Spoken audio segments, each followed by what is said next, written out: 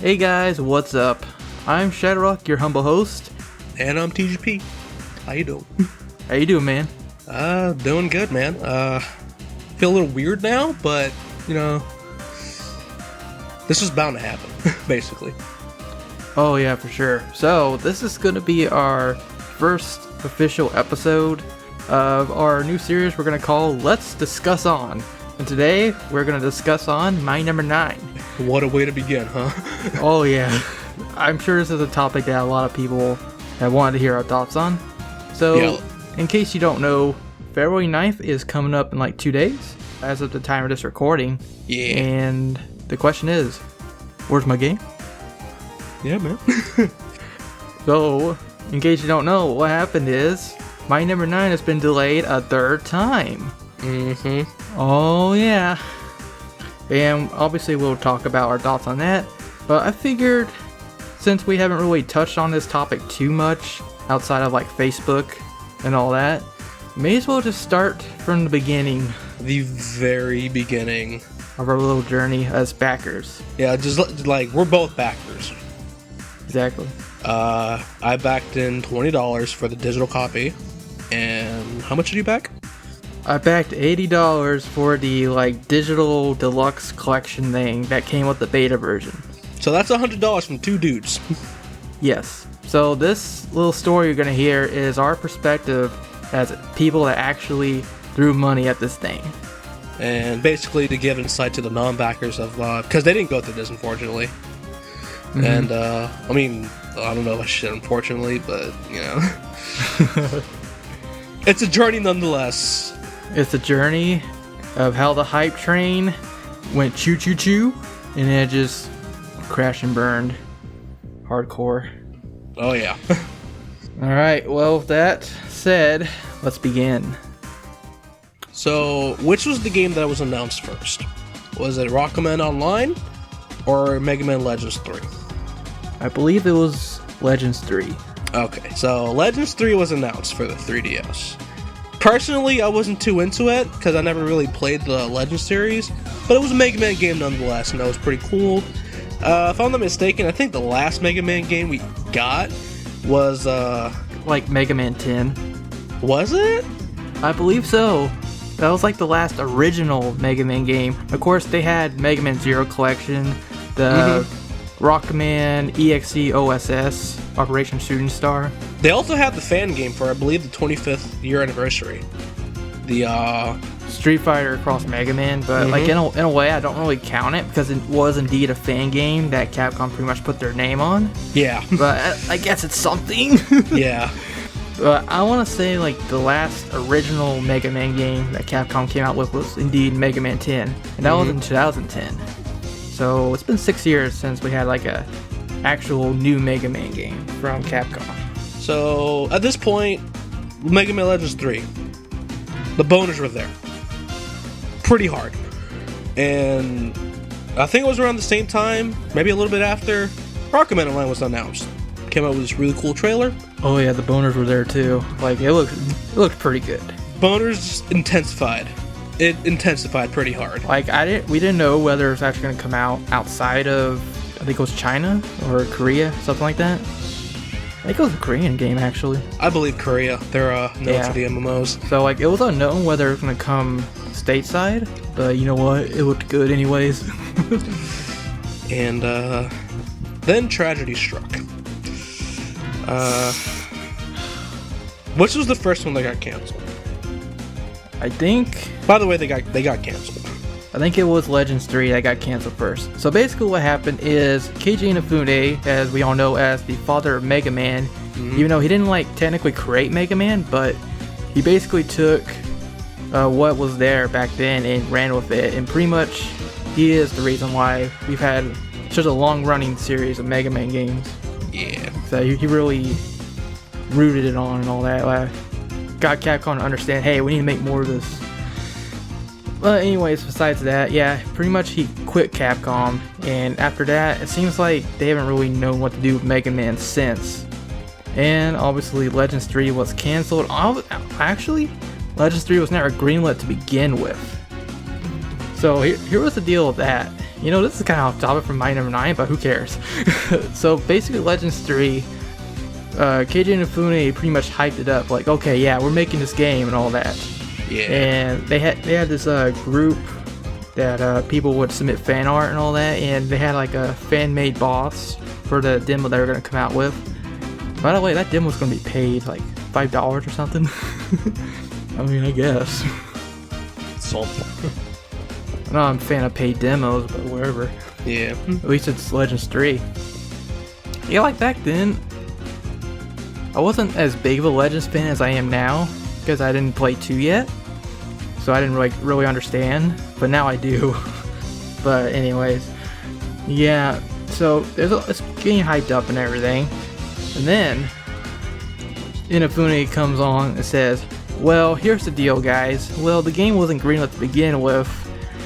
Actually, we're still trying to prove to the higher-ups that this should be made. So, we're going to release this demo. And if enough people buy this demo, then it'll send a message to them that they should make the game and they'll greenlight it and everybody will be happy. Unfortunately, Inafune left in the middle of all this and the demo was never released and Capcom said screw it. Goodbye. No Legends 3 for you. By the way, there's another game we haven't touched on yet. It's called Mega Man Universe. Or, yeah, I think it was called Mega Man Universe. It was the classic Mega Man game. It was mainly based on Mega Man 2, where you could customize your character and all that. The art style was weird, but you know what? It looked okay, you know. It was, again, something that we haven't had anything for who knows how long. Oh yeah. And like it would have quenched our thirst for Mega Man. Yeah, so Mega Man Universe is one of the games that got canned as well. Yeah. And then give it a few more months, and then we started not hearing much about Rockman Online either. Yeah. And unfortunately, the news came eventually that it was canned. And at this point, everybody was like, "Oh, screw Capcom, they suck, and this, that."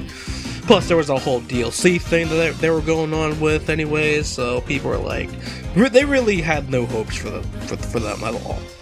Heck, I was pissed. Oh yeah, we all were. Like they literally just canned a series, not a franchise. Not a franchise, right? You know what's bad when you can 3 games from one of your best franchises in a row? Yeah. Oh, actually, there was 4, because there was a thing we didn't learn about until like a couple years later. But there was also a game in development called. It was basically a Mega Man X game, but it was a. Was it the Metroid Prime-esque one? Yeah, pretty much. It was like the Mega Man X first-person shooter. Yeah, we didn't find out about that till like later, and that's because somebody had leaked the footage. Yeah, but it was canceled before it was even mentioned. So. Yeah, so at this point, our hopes were down. We had nothing. The boners have died completely, and then there was hope. A Kickstarter happened. And whose face was there? Keiji Inafune. Mr. Inafune himself. And it was a bit of an inspirational video. You know, it had like the music playing in the background, talking about his journey, how he wanted to make a game. I remember the scene where like he's walking through the store and you see his kid playing Mega Man. Yeah, that was quite the inspirational scene, and we were moved by it. And then he started showing like him drawing something. We didn't see it, but then you see it, and it's back. He looks kind of familiar though. He does look a little familiar. And yeah, I wonder what. I can't put my finger. Oh yeah, Mega Man. Yeah, this is basically a Kickstarter for a spiritual successor of Mega Man. And right there, the boners went flying. They pierced the heavens, essentially. And we literally, I think it was funded the first day. Oh yeah. The hype was real, man. Like, money was thrown faster than the bullet trains. That's how fast it was being thrown at. It was a funny story, actually, I remember. The Inafune announced this at PAX Prime. It was definitely PAX anyway. And he was like, okay, so yeah, I'm making this game, and I need you guys to fund it, basically, Kickstarter. And there's this funny story where, while he's talking about it, he sees $5 go up on the screen. And Inafune looks at it for a good second there, and he's like, well, we're gonna need more than that. Oh man. Well, I mean, it's true. But Yeah. the original pledge to back the game was $900,000. Yep. And it met that within the day. And basically what they ended up making is $4 million. Yeah. Of course, they broke a bunch of stretch goals. It was $900,000. And then the Kickstarter ended on October 1st at, let me see here. Should also mention, this was back in 2013. Yeah, this was back in 2013, mind you. Probably about 2.5 years ago now. Mm-hmm. The project was backed, and they have received $3,845,170 out of $900,000, mind you. And then even after that, they had opened up PayPal, saying, "Hey, for those of you guys who missed it, there's PayPal, and that's actually how you paid for your Kickstarter." Yeah, see, I didn't have the money when the actual Kickstarter was going. And then they said, okay, we're opening up PayPal for, like, any people that, like, couldn't pay for it in time. I was like, oh yeah, yes. I can get the digital thingy bobbers. So yeah. It was a total of $380. So that basically went past the $4 million mark. So $4 million was put into this game to be made. So like we touched on before, you paid $20, which was like a digital copy of the game. Essentially, yes. I did $80, which was the all digital reward. Let's see, I got the digital copy, the retro style game manual, book, art book, strategy guide, a soundtrack, exclusive in-game Golden Hero, exclusive transformation, and of course the beta access. Yeah. And everybody that backed got some forum access, basically like a mighty number, and you can log into the forums, the backer only forums, to like discuss the game and stuff. Yeah, that was a minimum of $5, but it was basically added to any and all deals. But yeah, get access to a forum, and obviously exclusive stuff that only we would know about. And obviously one of the reasons this game got the 4 million is because of all the stretch goals. Yeah. So they had stuff like more stages, more modes. You can have the other character call, which is basically a role. Mac and Linux versions, New Game Plus, the making of character documentary, the bonus rush, and then the console versions, and then the new gen console versions, and then the handheld versions, a soundtrack, and the most important one, online battle race mode. We'll get to this one later because yes, but keep this in mind. The 4 million goal that they barely made was online race battle mode, and that's gonna become very important later on in our story, but not quite yet. Mm-hmm. So at this point, it was dope. Like, oh man, we're getting this Mega Man-esque game. Oh my god.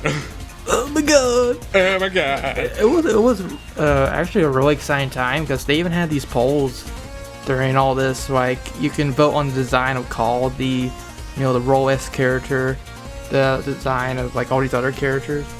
This was also during the time. It has nothing to do with Mighty Number 9, but keep in mind, Yooka-Laylee was around this time, and Bloodstained was around this time. That was about a year or two later. Yeah, like it was basically around the same time frame. Well, basically, My Number 9. It started at first. Yeah, My Number 9 started this whole trend of developers leaving their company and then starting to make a spiritual successor. Mm-hmm. This is where it all started, folks. It was a great time. A great time. Like, it was pretty hype, I'm not gonna lie. But one thing you should know, that this is the grim reality of it. This is Kickstarter. It is not guaranteed that you're going to get these things. That is like the one thing you should always keep in mind. It's basically a risk. It's you're giving them money for a product, and I believe the way they worded it is like they don't have to, or at least they won't be held accountable if they don't. If I'm not mistaken. Yes, that's exactly on the money. So, yeah, when it comes to Kickstarters, always know that there's a risk. And obviously we didn't think of it at the time. All we wanted was this game. Because it was freaking Keiji Inafune! Yeah, it was the big man himself making this game. We were like, oh my god! We could trust him. And then that's when things started happening. Before we move on, I do want to mention, I know I've seen, even on my own live stream I had of the special demo version, when I mentioned that I paid like $80 for this game, somebody's like, well, why would you throw all that money at this game? You know, considering what's going to happen in our story coming up. Well, here's the thing. This was back in 2013, 2.5 years ago. There was no way we could have known that the events that transpired were going to happen. Alright? This thing was a godsend, and we were, at the time, blessed with this gift. We felt blessed, at least. We were very, very blessed. We were excited. We're getting something that's not from Capcom. And, yeah. So, we didn't know. Nobody could have predicted the stuff that happened. No. See, here's the thing. Hindsight is always 20/20. For sure. So that's just something I want you guys to keep in mind in case you say, haha, you paid all this money. No, like, you don't understand, right? We were hyped. Like, if you fell on this hype train, you would have thrown money easily on this game. But now let's begin. Let's begin the downfall of the hype train. So, one of the first things that happened was, if I'm not mistaken, because several things happened. Don't necessarily remember the order. But we all know about female Beck. That was the thing that happened. Would you like to elaborate on that? We're talking about the Dina thing, right? I believe she was the community manager. She was indeed a community manager. Other than that, I don't know much about what happened because I personally wasn't involved with it. But from what I've gathered over, the last year or so, just reading comments and stuff from people, basically it went down like this. There's this woman named Dina. She was a community manager, and she made some feminist comments. Apparently she was a feminist. And she said things like, Beck, the main character of My Number 9, should be a woman or a girl, So that there'd be like more female leads in video games or something like that. Yeah. And of course, people criticized her on Twitter, and she got really upset about it and started blocking people on Twitter and all that stuff. Even though she's supposed to be the community manager, she pretty much backlashed at the fans. So it definitely left a sour taste in a lot of people's mouths. Like I said, I don't really care that much about it because I wasn't personally a part of it, but that's something that definitely contributed to how everyone feels about this whole thing right now. It put a really bad taste in our mouths. That and here's the thing though, from what I gathered too, she wasn't really a Mega Man fan to begin with. Yeah, from what I understand, at least from what I heard, she had some kind of thing going on with one of the employees at Concept. Yeah. And that's how she got the job. Which is kind of weird, honestly. A little bit. Yeah. But, it happened, so she got the job regardless. Of course, by now, she's already stepped down from the job. Oh yeah, she's gone. Yeah. Completely. So, that whole thing happened. And, even though it didn't necessarily affect the game itself, right, it was still press that it shouldn't have been warranted. And yeah, that's not something you want to be remembered by, for sure. Yeah. Else, the funny thing is, she didn't have anything to do with the game, you know? No, she was But just a community manager. But from what I gathered, she basically talked like she did. Mm-hmm. Like, she was gonna get goody-goody of her boyfriend and say, oh yeah, make Becca a girl. Yeah. Obviously, that wasn't gonna happen regardless, but... Well, even though all that happened with Dina and everything, in spite of that, to Concept's credit, they did have their moments of their fan relations. My personal example is when I posted a pretty good S-rank run of my number 3 stage that I personally was pretty proud of. They pretty much gave me a shout out.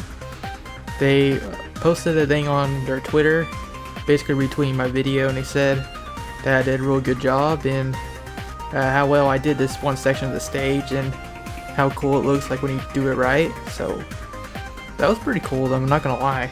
Like, it wasn't something they had to do, but it was pretty cool that Ashley went out of the way and went, hey, yeah, this looks pretty cool, man. Let's give this guy a shout out, which was pretty cool. Yeah, it's not just me either. There's other people that have done either like fan art or their own videos and all that, and I've seen them retweet it and say like, oh, that's cool, you know?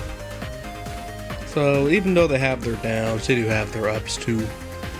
And I'm pretty sure the person doing all that wasn't Dina, because she left long before I got that shout out. Yeah. So there you go. So that whole thing happened. It wasn't that big, but it still left a bad taste in our mouths. And I believe around this time, like, or at least afterwards, the beta came out. Yep. And that's where I come in, because obviously I paid for this beta. Yeah, I only paid $20, so I didn't get the beta, but he did. Right. And he has videos up and whatnot. And honestly, that was one of the reasons why back then I did pay out for that much, because, you know, I wanted to get that beta version and I wanted to share it with you guys, and the share I did. I already have a bunch of videos on the channel of some of the beta levels, all of them. I think it was my number 2, like the ice/water level. There's my number 5 and my number 3, which are in the special backer demo as well. That came out a lot later. But it was pretty, you know, obviously it's a beta version, like everything's not done yet, so the graphics were kind of bare bones, but you know, they were okay. And I remember the sound effect for Beck's Buster, they basically took it out of Mega Man ZX as a Model X's Buster Shot sound effect. They changed that in the demo that we got very recently. So that's just some things, you know, it was pretty cool, you know. I was pretty excited about it back then, just from what I played. Now here's one of the things that a lot of people would say when they saw this, and it's like, oh man, like, this ain't no Mega Man clone. What's this? Why does this look weird? Why does it feel weird? And one of the things that people didn't understand was this wasn't a Mega Man game. No. It played kind of like it, but there were some very different core differences. Right. The main thing that changed in the game is basically your Buster. So in a typical Mega Man game, all you have to do is just jump and shoot to defeat your enemies, right? My number 9 is a bit more complicated than that. You have to use your Buster to stun the enemy, and then you have to use your dash mechanic to absorb them. And absorbing them will give you buffs, you know, like stat ups, like faster running speed, piercing shots, increased attack, and stuff like that. And it also affected your grade for the end of the stage. Right, you also get bonus points, and the more points you get, the better chance you have of getting an S rank, which is the highest rank you can get in the stage. So, yeah, it definitely wasn't like a Mega Man game, you know, at least if you want to be good at it. Yeah, you can just jump and shoot all the time, but you're not going to have a good time playing that way, to be honest, because that's not how the game was designed. Like, I'll touch up more about this on the next demo, but at least when I played it for a little bit, it was certainly a different experience. Yeah, I think we'll save the last part of the video for, like, our full impressions on what we played so far. But that's just some of the things you could get from the beta version for sure. Yeah. But otherwise, you know, for the most part, I had fun with the game. Like, I had no complaints really. But I did see in the comments back then on my beta videos that people were saying, oh, the level design doesn't seem that inspired, it seems pretty bland. In some ways, I could see it, but you know what? It's alright too. Like, I really didn't have that much complaints about it, to be honest. Then again, I'm not very critical about games myself. Like, if it's decent, I'm okay, I'll play it. I guess the way people looked at it was, the game got a $4 million budget. Like, and this is all it has to offer. Are you kidding me? That was the type of mentality people had, and I thought it was a really dumb mentality. Here's the thing, to the common consumer, yeah, $4 million is a lot of money. But keep in mind, $4 million for game development isn't all that much. It's quite a bit, but... It's quite a bit, but there have been games that have required a lot more money. For sure. So keep that in mind. Alright, well, while that beta was going on, since not all the stages came out at once, they pretty much released one stage every few weeks at least. So while this was going on, they actually announced another thing which actually started to cause some doubt between people. Since, like, besides the Dina thing, this is also where people started to be like, what? Are you serious? So basically, they came out with a video with Inafune, of course, on the screen, and he says, basically, we need $200,000 for voice acting. $100,000 for each language, which was English and Japanese. Obviously, it didn't go over too well to fans because, they raised $4 million already. Why do they need more money, right? Honestly, I forgot this even happened. Same here. I'll be legitimately honest here, but in all honesty, though, this shouldn't have had the backlash, at least as bad as it was, because while having voices is very cosmetic and is really not necessary, and they did get a lot of money. This was, first of all, not a Kickstarter. It wasn't nothing like that. They just opened up PayPal and said, hey, if you guys want voices, well, here's our PayPal. Yep. And so this wasn't even the thing that you had to do. I already paid I already backed. I didn't put in any more money. People want voices, maybe by all means. I didn't really care. Right. And doesn't even say they did make that, right? Well, here's what happened is they did make the entire goal. They only got like 100,000, which is only good for one language. So they actually gave us a poll during all the Kickstarter updates. So they let us vote on if we wanted English or Japanese, and English ended up winning in the end. Since, like myself, I prefer to have dub just because it's in my language and I can actually understand it. So. And I'm fine with either way. So. But I will say, what you said is true, but it is kind of funny that they didn't mention the voice acting thing until after the Kickstarter, when they could have easily added it in as a stretch goal. Oh yeah, that should have been a thing.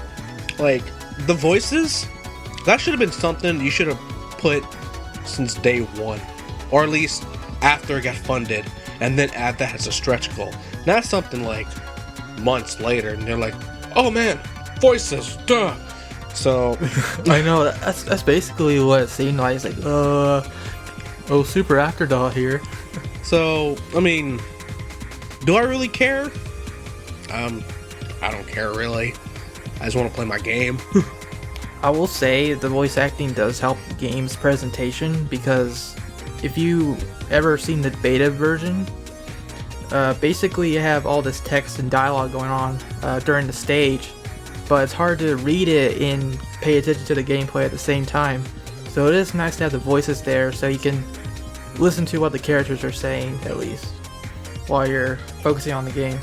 The voices are nice, so that's pretty cool too. At least we weren't disappointed in that aspect. And as for, there's been a lot of people complaining about why do they need all this money for it. while I do agree with that aspect that why do they need more money, the thing is, I'm pretty sure voice acting doesn't come cheap. Nope. Especially considering the fact that you want, like, for the main characters, obviously the rest of the Mighties, the villain, and probably several other characters we don't know about. So, and not to mention, a lot of these voice actors they did hire are pretty high caliber, actually. They're like the guy who's voicing Beck. He was the guy that voiced Zack in the Mega Man Star Force anime. I can't think of his name right now though. We'll probably put it up on the screen, but like some people, because I'm not really good with remembering names, but they did get people that are recognizable and have a name to them. And I could be wrong, but the guy that's voicing Beck in Japanese apparently did Mega Man X in Japan. And there you go. That's that ain't a small paycheck. That's a pretty fat one right there. Yeah. So, is this money warranted? I'm on the fence on this one. But like I said, I already backed what I backed. If other people wanted it, by all means. Yep. Alright guys, so we ended up recording for over an hour and 40 minutes in total. Whew. So we're going to cut this up into parts, and I do want to thank you guys for watching so far, hearing us out and everything, and we'll see you guys in the next part, when we continue our little journey. Oh yeah. See you guys later. Rock on. Peace out.